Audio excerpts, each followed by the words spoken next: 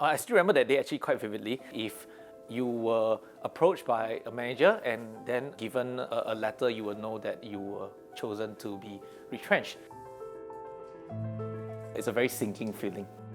By 5 o'clock, I was basically out of the company. I was a quality assurance engineer in oil and gas, and I was there for about 6 years when I got retrenched. I was 32 when I was retrenched, and it was, of course, a shock. A bit of disbelief as well, and you feel like, why is this happening to me? And definitely knowing that there was no more income coming in, I knew that I had to take a very broad look at my finances and plan everything out in a way that I can maximize what I already have and ensure that I can last long enough until I get myself on my feet again with another job.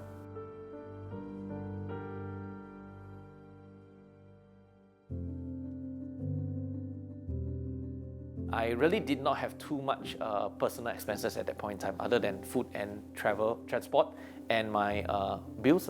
I didn't have any dependents, I did not have property. So that was definitely not going to be a heavy commitment. I just had needed to find a way to support myself and of course my parents.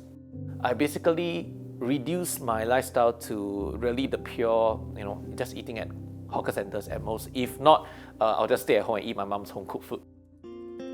Whether you're single or have a family to support, having limited cash flow as a result of losing your job will require adjustments to your budget.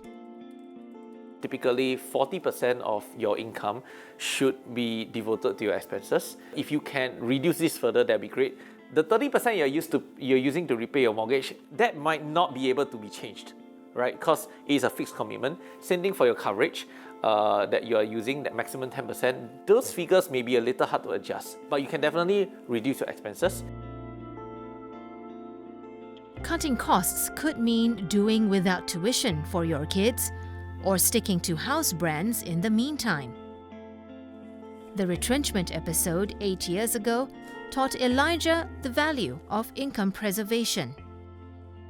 You always have to build a second stream of income, or a third, or even a fourth. It all depends. And that kind of income will be invaluable if you ever lose your main income stream. That period was when I started to really look at investing for income. I actually bought my first Singapore saving bond the period I was retrenched, and that Singapore saving bond actually paid me a little bit of money into my bank account. I felt so good about it. 3 months after losing his job, Elijah found a new role in financial services.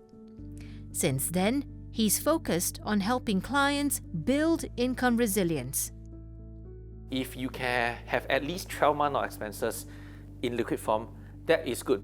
If you are older, you might want to keep a little bit more on the side. It may be hard, but you have to strip away all the ones. You really have to strip them away. Gym memberships, traveling by, say, private hire vehicle. What's urgent are definitely bills that are coming up. Your power bill, your utility bill, phone bills, and of course you definitely need to eat. All these are urgent. Everything else, I would say, is a case-by-case basis. For those with mortgage and policy premiums to pay for, they could consider deferring payments if possible. Your CPF OA account should have a buffer that can at least pay up to 1 year of the mortgage. I personally keep more than that in my CPF account, but I'm actually paying my mortgage with cash. So if I ever need to switch it to CPF, I know that my CPF has enough money to pay this off.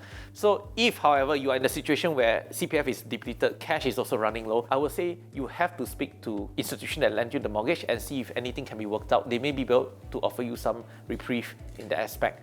For certain type of plans, it may not be possible to postpone your insurance, in which case I would suggest instead of paying yearly, you might want to change it to monthly so you give yourself some breathing space. When companies let go of staff, some employees are eligible to receive retrenchment benefits. If you receive a payout, it's best to leave it alone until your emotions settle down. If you are able to, you can look into low-risk options to stash the cash.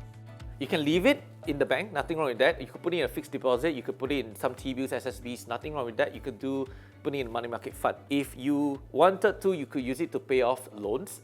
If you are in the place where you actually manage to find a new job already, then that money is surplus. You can invest it, right? You can invest it for your future moving forward, and maybe treat yourself a little bit. You can actually go and take a short holiday with it as well.